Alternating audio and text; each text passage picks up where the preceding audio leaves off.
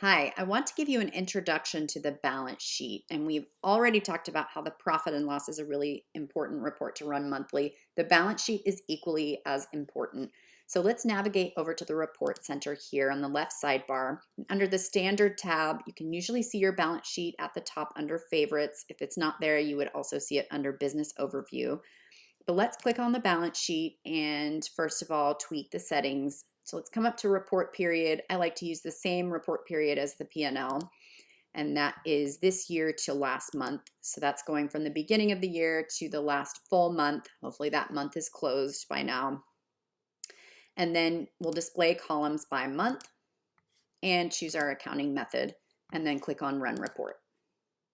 So now we see a nice balance sheet by month. You'll see the at the top, it'll say as of the end date of the period. And important to understand about the balance sheet is it's a cumulative balance that's running across the months. So it's different than the profit and loss, which has a set balance in each month. So let me just give you an example to explain that. Let's say that under the fixed assets section, you bought a large computer in January for $3,000.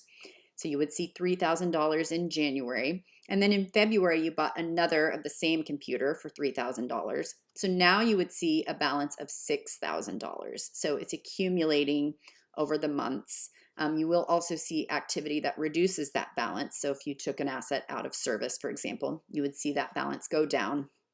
But just want you to understand that it's works differently than the profit and loss report. And we'll talk through that a little more as we go through examples. But let's understand the basic layout of the balance sheet. What I like to say, and this is a simplified explanation, but basically the balance sheet is a picture of what you own at the top and then how you funded what you own. So that could be through, maybe use credit cards. It could be through loans. It could be through equity that was contributed into the business, or so capital, for example, or it could be through past sales or retained earnings. So that's just sort of a simplified way to think of the balance sheet. But let's go through some of the categories that are on the balance sheet. At the top, we have your current assets. So these are things like your bank accounts, your cash. You have checking and savings accounts here. You'll also have current assets like inventory would be up here. And then you have longer term assets, things like computers, equipment, large items that you've purchased that you'll use more than a year in time. And then down here we have liabilities. So we have your short-term liabilities or current liabilities. So that would be things like credit cards. You may also see sales tax or payroll tax payable. Those are considered current liabilities. Short-term loans would be under other current liabilities. If they're longer-term loans over the period of a year, they would be under long-term liabilities.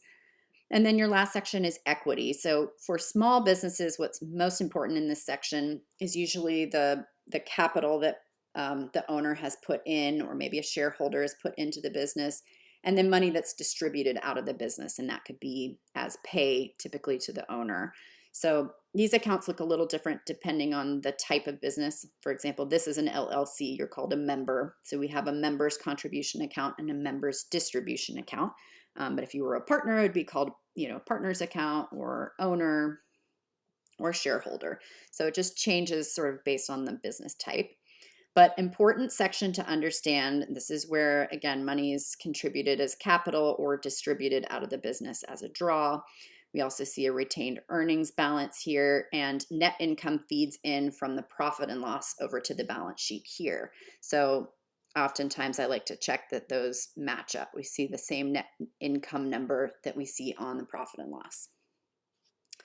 So that's a basic layout of the balance sheet. There is also a formula associated with this balance sheet, which you don't need to worry about too much, but I will share it.